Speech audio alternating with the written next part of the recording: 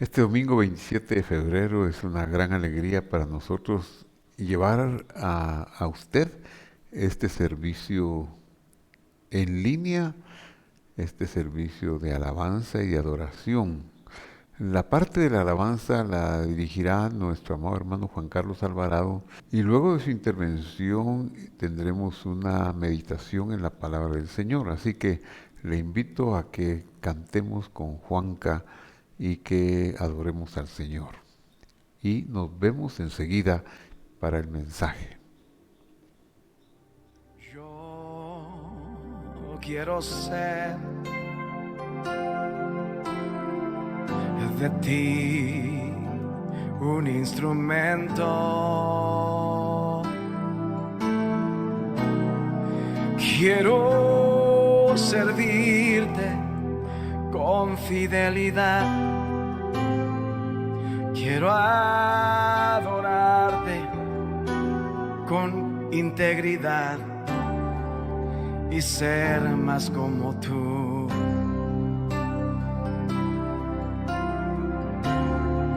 Más como tú, mi amado. Más como tú, mi amado Dios. Yo quiero ser de ti un instrumento. Quiero servirte con fidelidad. Quiero adorarte con integridad y ser más como tú.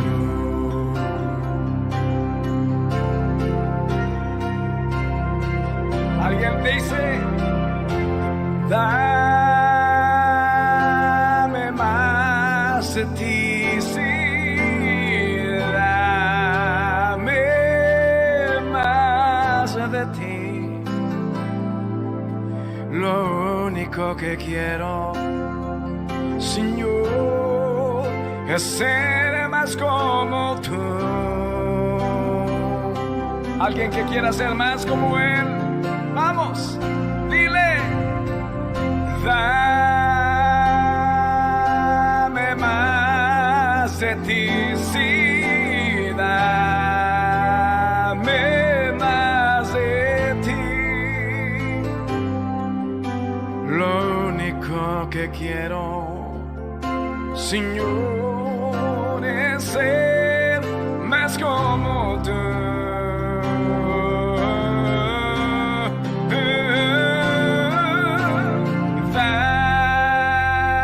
Dame más de ti, sí, dame más de ti. Lo único que quiero, Señor, es ser más como tú.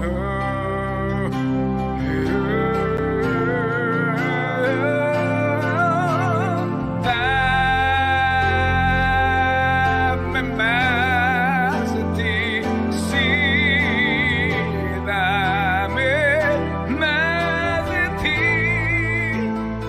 Señor.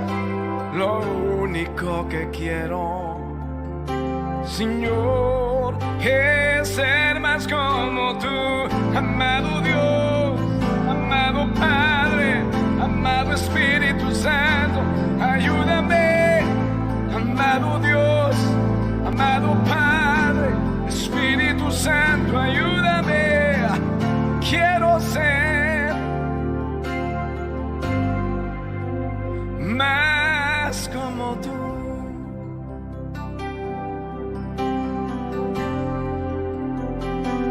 Sí, Señor.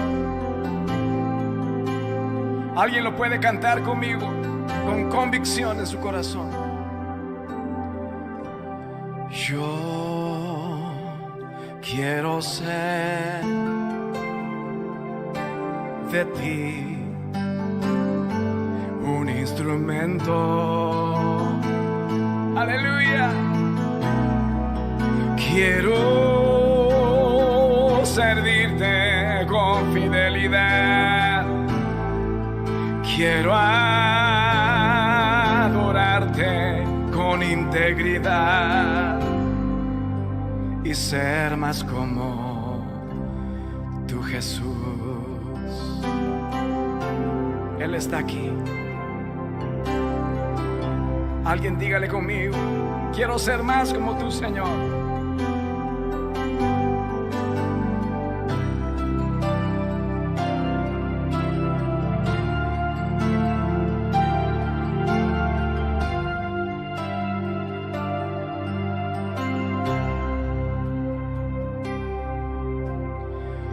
Yo quiero ser de ti un instrumento. Quiero servirte con fidelidad. Quiero adorarte con integridad y ser más como tú. Aleluya. Alguien levante su voz diciendo: dame más de ti. Sí, dame más de ti. Lo único que quiero, Señor, es ser más como tú.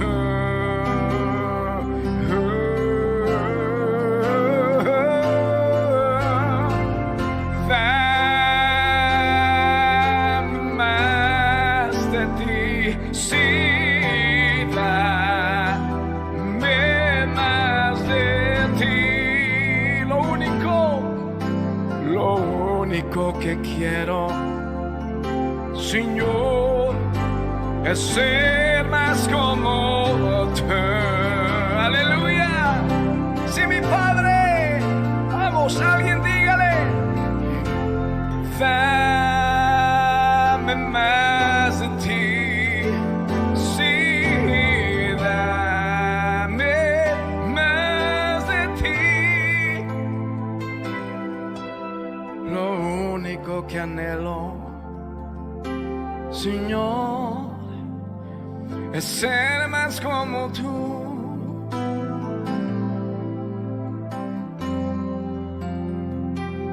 Más como tú, mi Padre bueno. Más como tú, Señor. Oh,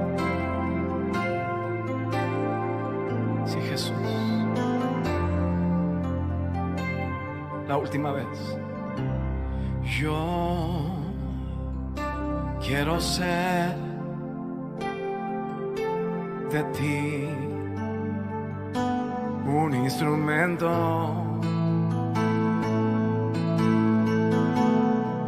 Quiero servirte con fidelidad. Quiero adorarte con integridad y ser más como Jesús.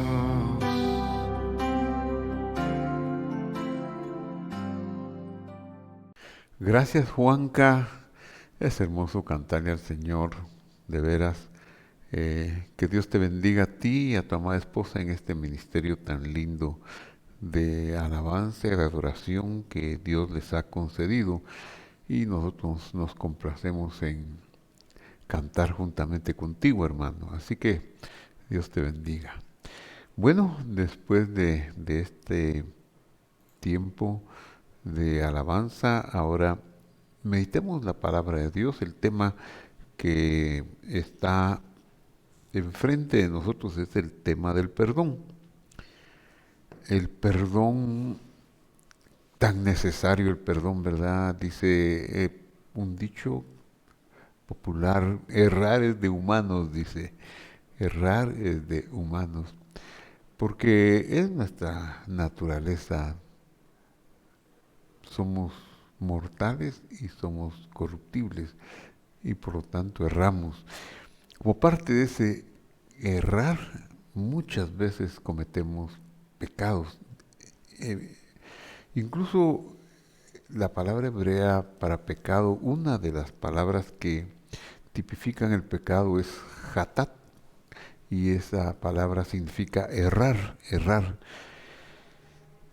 Así que no es extraño que en el correr de nuestra vida nosotros cometamos algunos errores y necesitamos conocer las reglas que nos lleven a superar esos errores. Veamos lo que dice la Escritura. Génesis 45, 1. No podía ya José contenerse delante de todos los que estaban a su lado, y clamó: haced salir de mi presencia a todos. Así no se quedó nadie con él cuando José se dio a conocer a sus hermanos. Padre que estás en el cielo, te damos gracias por tu palabra que es la que nos muestra el camino hacia la dicha, hacia la felicidad y hacia el cielo. Es la lámpara que nos ilumina, Señor, en la oscuridad de este mundo. Y solo te rogamos que sea el poder de tu Espíritu Santo, tu poder, Señor, el que nos haga encaminarnos bien en el escudriñar esta porción de Génesis 45 que hemos escogido para hoy. Te lo pedimos en el nombre de Jesús. Amén. Muy bien, este versículo necesita un contexto, porque comienza diciendo que José no podía contenerse delante de los que estaban a su lado, es decir, José es un funcionario egipcio, el segundo en importancia en el reino, es el que tiene el poder para distribuir, alimentar los alimentos o a los súbditos de Faraón y a los vecinos de otras naciones, porque Faraón ha abierto su mano para vender la comida a quienes vengan a buscarla de otras partes del mundo conocido de ese entonces. José pues es el administrador, es el jefe y está rodeado de asistentes, de criados, de soldados seguramente. Y durante los dos viajes de sus hermanos a la tierra de Egipto, él no se ha dado a conocer. Hay cosas pendientes entre él y sus hermanos. ¿Cómo llegó José a Egipto? Él no llegó por su propia iniciativa, por su cuenta. José llegó porque sus hermanos lo vendieron. Él era muy cercano a su padre, tenía 17 años, pero la envidia, los hermanos erraron, pecaron contra él y contra su padre y terminaron vendiéndolo a una caravana de ismaelitas. Lo llevaron a Egipto, ahí lo compró un oficial de Faraón, estuvo en su casa un tiempo, quizá unos 2 años, y luego fue acusado falsamente de actitudes impropias en la casa de Potifar y fue puesto en la cárcel de los presos del rey y ahí completó un periodo de 13 años desde que salió de la casa de su padre. Pero cuando Dios tiene un propósito con la vida de una persona, lo va a cumplir. Como sea, claro, muchas veces nosotros tenemos un llamado divino, pero en esa incompetencia de hierro que mantenemos y pecados que cometemos, solo alargamos el tiempo y solo nos exponemos a sufrimientos, a vergüenzas y a muchas cosas negativas que nos dañan y nos lastiman. Pero Dios va a cumplir su propósito en las naciones, en el mundo. Siempre Él tiene un plan y lo va a llevar a cabo. A veces nosotros puede ser que tengamos una misión de Él, pero somos muy inmaduros, somos muy incapaces de ver y de ser utilizados con finura de parte del Señor. Él nos va a usar, aunque tengamos que aprender, y a veces aprendemos a fuerza de experiencias muy negativas. José era inmaduro y su inmadurez lo llevó a sobrepasarse con sus hermanos, a ser demasiado altivo, orgulloso, inmaduro, 17 años contándole sus sueños que eran verdad, pero que, ¿por qué contar las cosas que Dios le revela a uno? No puede, muchas veces no va a traer bendición andarlo diciendo, porque nadie se alegra de los éxitos de uno, nadie, todos quieren el éxito propio, pero el éxito del prójimo es algo que muy pocos pueden soportarlo. La única sociedad que hay donde alguien se alegra por el éxito de otro es en la sociedad de padres e hijos. Los padres no se ofenden porque los hijos los superen. Claro, estoy hablando de una normalidad de relación entre padres e hijos. Puede ser que no se cumpla en todos los casos. Así que José causa con su orgullo que sus hermanos lo odien y sus hermanos cometen el error, el pecado intencional, la iniquidad de venderlo. Pecan de esa manera contra su padre y contra José. Lo venden, José sufre mucho. Los vuelve a ver en la búsqueda de alimentos cuando han pasado muchos años, muchos años. Ya no lo reconocen, porque aquel joven de 17 años pasa como 13 años en las aflicciones del asedio en la casa de Potifar, de las, las limitaciones de la cárcel, 13 años en esas condiciones.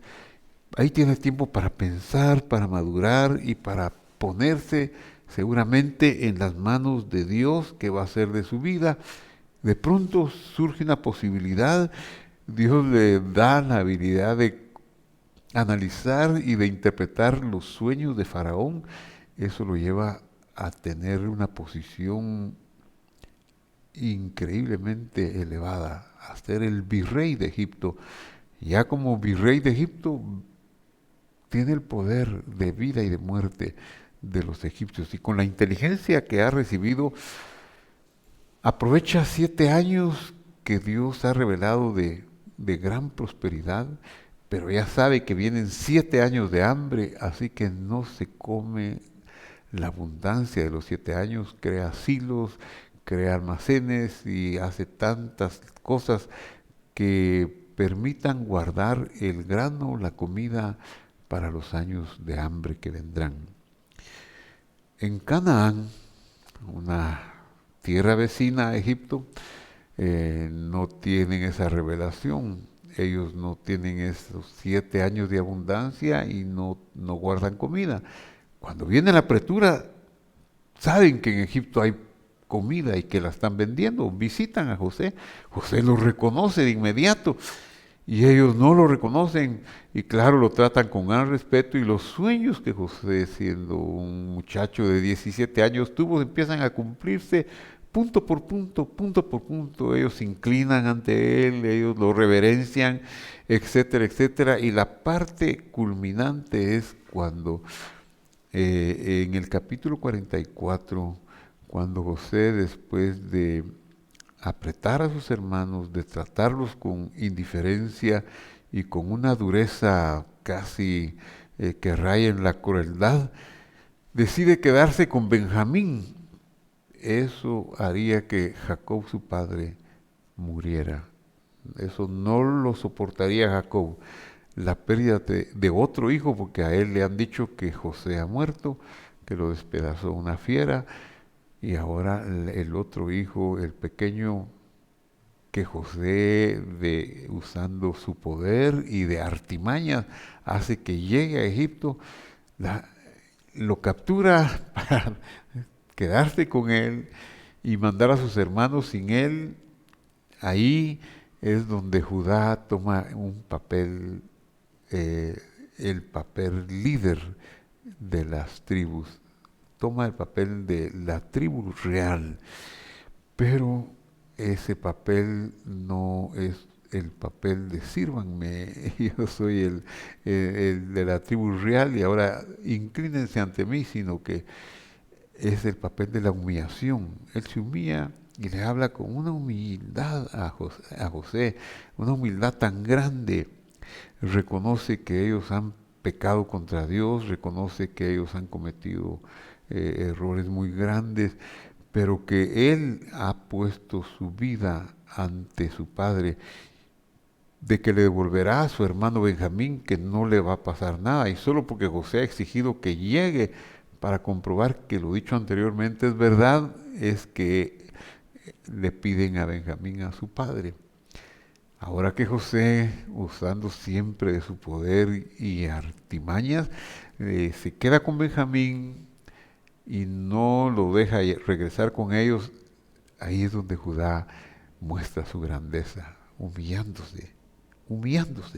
Se humilla a tal grado que no puede sino venir una respuesta: el que se humilla será ensalzado.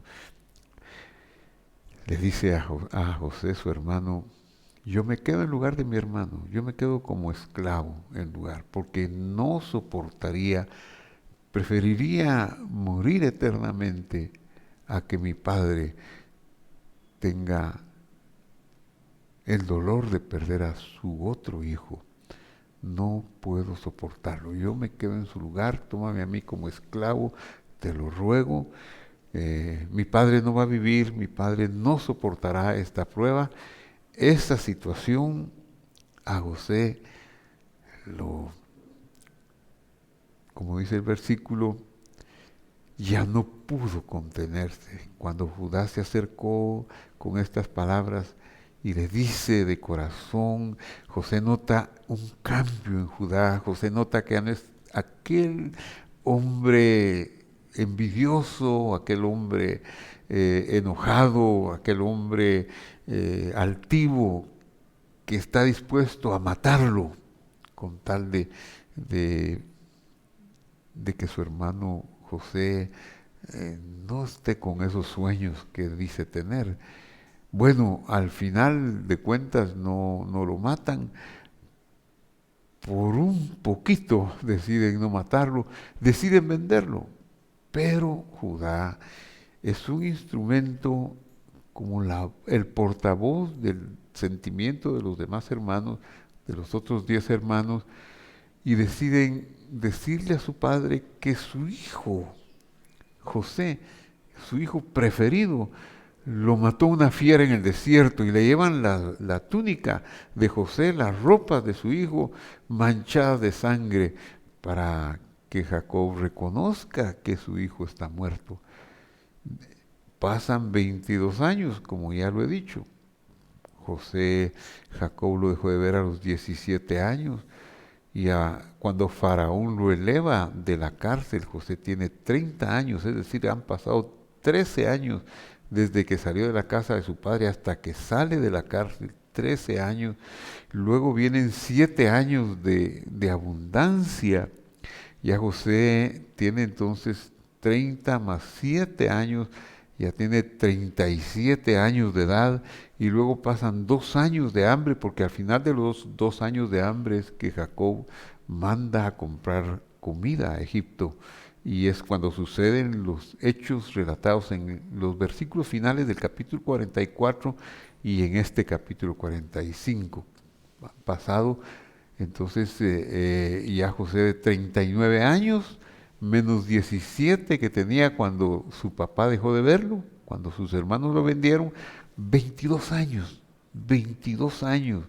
que salió de la casa de su padre, 22 años de dolor en Jacob, que eso es lo que Judá ya no quiere contribuir a ese dolor, y por eso se pone como un sustituto y se lo propone al virrey de Egipto, que no es otro que José. Cuando José mira ese cambio en su hermano, cuando mira esa humillación y esa renovación, no puede sino perdonarlo. El perdón no es que yo te ofendo y luego te digo perdóname.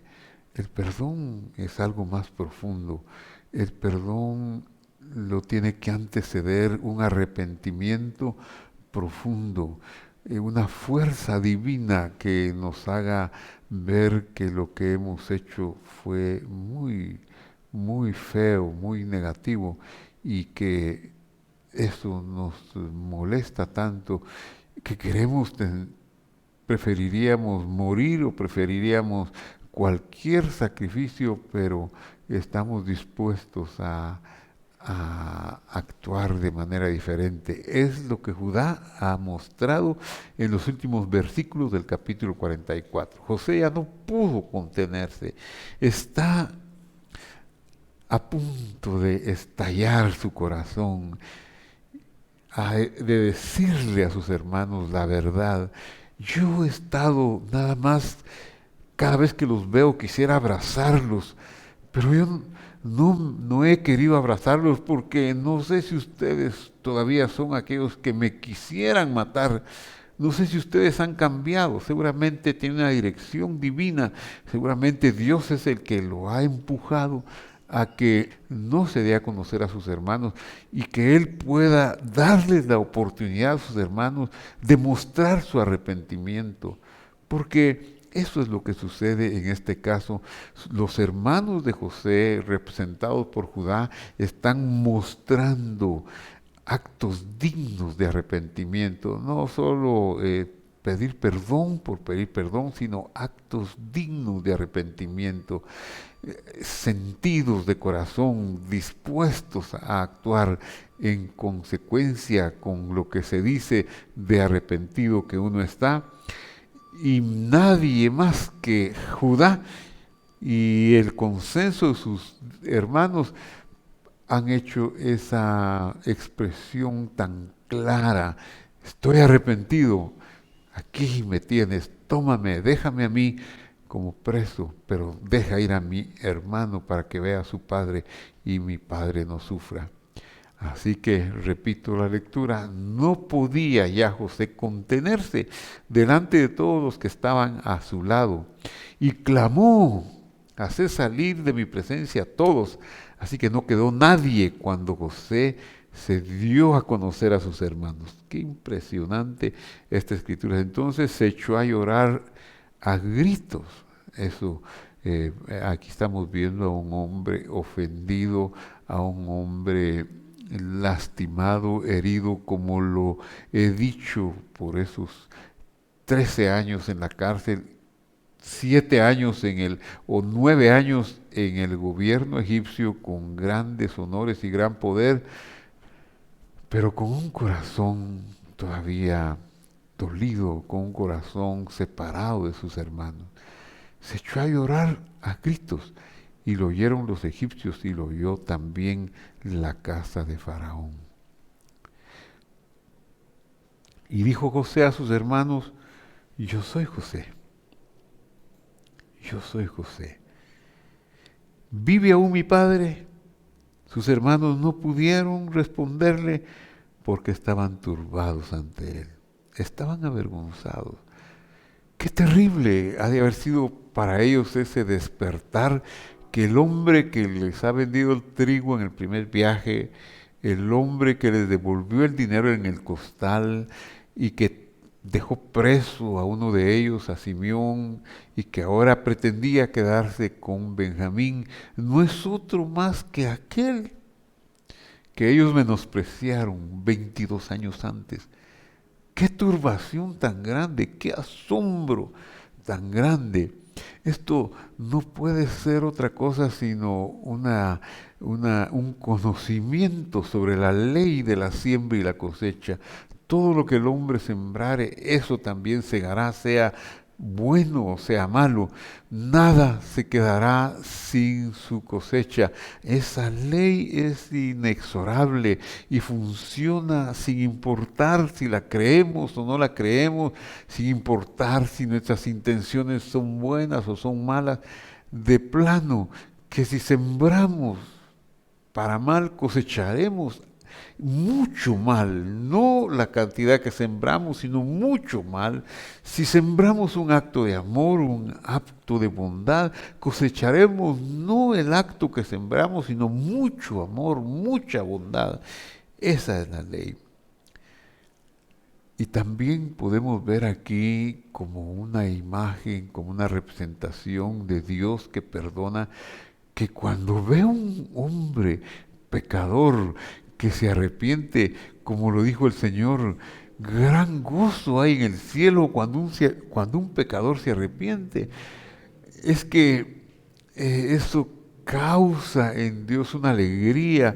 Es lo que estamos viendo aquí. No pensamos en Dios que se duela, en Dios que esté turbado como José, con ganas de llorar, porque quizá no comprendemos a Dios, pero Dios es capaz de llorar. Lloró antes de ir a la tumba de Lázaro, lloró y se turbó y se conmovió de ver a aquella mujer María y a aquellos amigos de María, los judíos que habían bajado o habían ido a visitarla a Betania.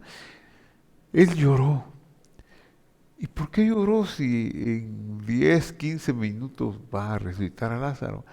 Para enseñarnos que las emociones de Él son infinitas, son puras, pero también nos hizo a su imagen y semejanza, y también que a Él le causa alegría el arrepentimiento de nosotros, le causa gozo que no nos vayamos al abismo de la amargura, al abismo de la culpabilidad, de la tristeza, sino que volvamos. Hasta la parábola de la oveja perdida es tan hermosa, porque el pastor, Dios mismo, va y busca a la oveja, deja 99 ovejas para ir a buscar una oveja. No le importa dejar a las 99, Él quiere a la oveja. Y eso es lo que hizo nuestro Señor Jesús cuando vino a la tierra a buscar lo que se había perdido. Él fue a buscarla, ¿a dónde? Al desierto. Fue a buscarla al mundo de oscuridad, de pecado, y para poder tomarla en sus brazos y poder llevarla sin ser un ladrón y robador, tuvo que pagar la deuda que esta oveja tenía. Tuvo que saldar la deuda, pero la deuda era muy elevada y solo podía pagarse vida por vida. Y entonces Él muere por la oveja perdida, que representa a todos los seres humanos que estamos perdidos, muertos en delitos y pecados. Él viene, muere en la cruenta cruz, una muerte cruel, pagando el precio de nuestra deuda para que nosotros pudiéramos tener vida abundante. Esa es la grandeza de nuestro Dios. Aquí en el pasaje, José es un reflejo, un espejo de la obra redentora del Señor. Pero veamos ya el caso de José y aprendamos algo más. Y dijo José a sus hermanos: yo soy José, vive aún mi padre. Sus hermanos no pudieron responderle porque estaban turbados. ¿Cómo no iban a estar turbados? Se les vino a ellos toda una serie de recuerdos, el rechazo, todo lo que pasó en esos 22 años se les refresca y no saben qué hacer. Están ante el funcionario de la nación más poderosa de la tierra, que tiene poder de ponerlos en la cárcel, poder de matarlos y destruirlos. Y ahora resulta que ese funcionario es su hermano, el hermano que ellos quisieron matar. Es para perturbarse. Pero José, viendo el arrepentimiento de ellos, reflejado en las palabras de Judá. Les dijo, acercaos ahora ahora a mí. Y ellos se acercaron. Y él les dijo, yo soy José vuestro hermano, el que vendisteis a los egipcios. Sí, se reconoce José, no puede decir, no tengas pena. Sí, yo soy el que vendisteis a los egipcios. Y ellos, ¿qué esperarán ahora? Se los va a cobrar.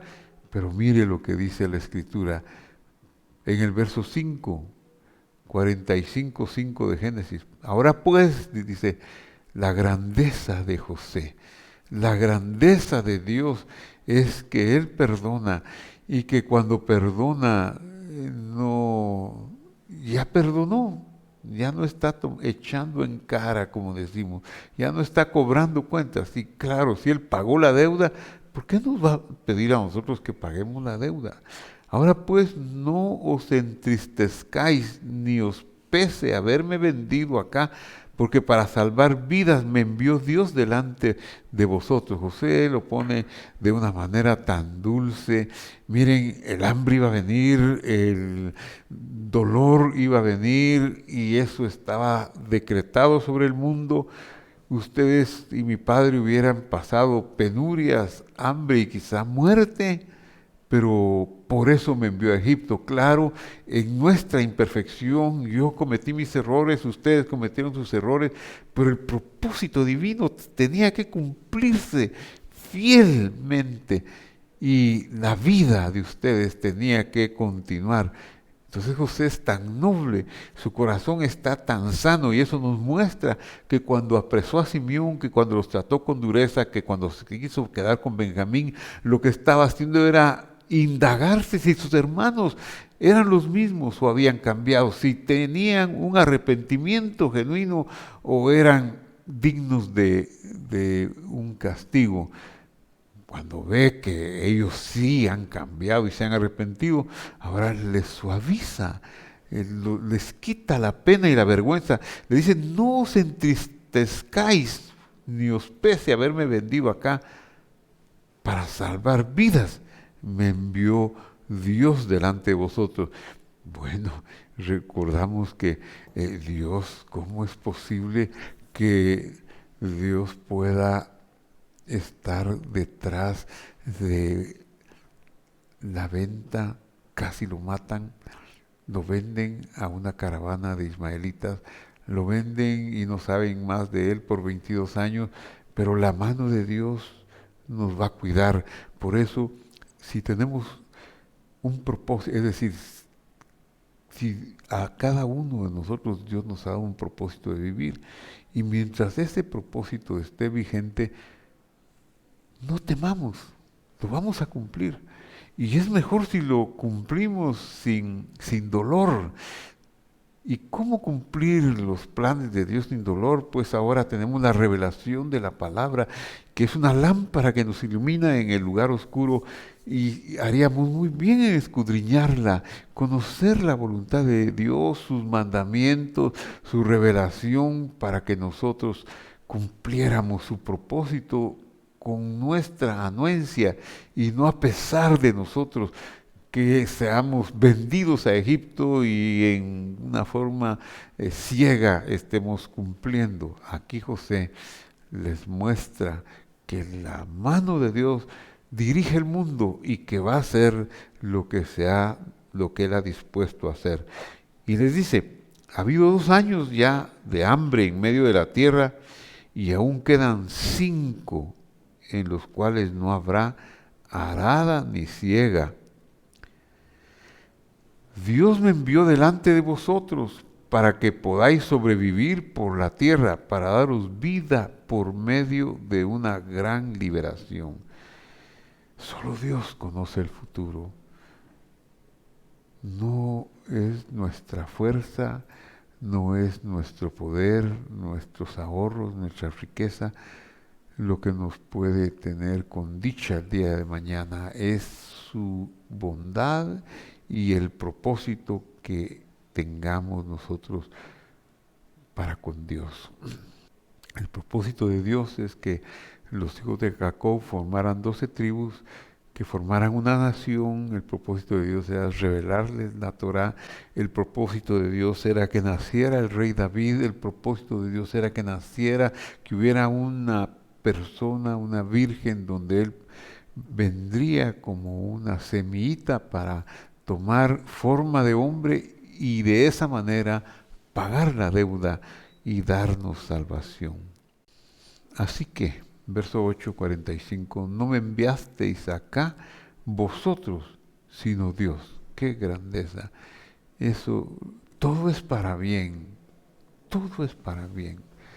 No cabe duda que Dios conoce todas las circunstancias y como Él es Dios, sabe hasta un leve encuentro de 30 segundos con una persona es parte del plan divino. No me enviasteis acá vosotros, sino Dios que me ha puesto como padre o por padre de Faraón y por señor de toda su casa y por gobernador de toda la tierra de Egipto. Daos prisa, id a mi padre, ya que hemos arreglado, ya que estamos nosotros en paz. Ahora quitémosle el dolor a mi papá, quitémosle el luto a mi papá. Id a mi padre y decidle, así dice tu hijo José, Dios me ha puesto, Él es el Dios pone reyes, Dios quita reyes, me ha puesto por Señor sobre todo Egipto. Ven a mí, no te detengas. Y no os preocupéis por vuestros enseres, porque la riqueza de la tierra de Egipto será de vosotros. Así lo hicieron los hijos de Israel, y José les dio carros conforme a la orden de Faraón, que al oír esto se sumó y le dijo lo mismo que José les había dicho, y les suministró víveres para el camino. Y a cada uno de ellos le dio un vestido nuevo, pero a su hermano Benjamín, de padre y madre, le dio 300 piezas de plata y 5 vestidos nuevos. A su padre le envió esto: 10 asnos cargados de lo mejor de Egipto y 10 asnas cargadas de trigo, pan y comida, esto para el viaje de su padre. Subieron pues de la tierra de Egipto, llegaron a la tierra de Canaán junto a su padre Jacob y le dieron las noticias diciendo: José vive y es Señor en toda la tierra de Egipto. Pero el corazón de Jacob desfalleció porque no les creía. Es que las noticias son demasiado impactantes, son demasiado buenas para ser verdad. Entonces ellos repitieron todas las palabras que José les había hablado, y viendo Jacob los carros que José enviaba para llevarlo, su espíritu revivió. Qué bonito. Esta es una reconciliación maravillosa. Estos son los efectos del perdón. Sí es cierto que pecamos, pero el perdón es dulce. El perdón de Dios y el perdón entre nosotros es lo más hermoso que pueda haber. Verso 28 del capítulo 45, y termino con esta escritura: y dijo Israel: con esto me basta, José mi hijo vive todavía, iré a verlo antes de morir. Qué linda conclusión, qué lindo epílogo de esta historia tan hermosa. Quiera Dios que nosotros hayamos profundizado, o que sigamos profundizando en la historia de José y sus hermanos, y alcancemos ese poder de hacer lo que ellos hicieron. Oremos. Padre que estás en el cielo, en el nombre del Señor Jesús, te damos gracias por tu palabra, que es viva y eficaz, que nos edifica, educa, que nos instruye, Señor, porque es la verdad. Gracias, Señor, por la vida de José, que nos enseña acerca del arrepentimiento, del perdón, nos enseña acerca de las verdades espirituales más hermosas que pudiéramos nosotros manejar.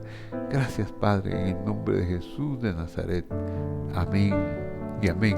Querido amigo, lo esperamos el otro miércoles, que es nuestra siguiente intervención en enseñanza de la palabra de Dios, y de hoy en 8 también con un mensaje en la línea de José y sus hermanos. Todavía incursionaremos en algunos domingos más sobre este tema, y hoy a las 9:25 también nos saldremos al aire en un servicio presencial en Zona 13.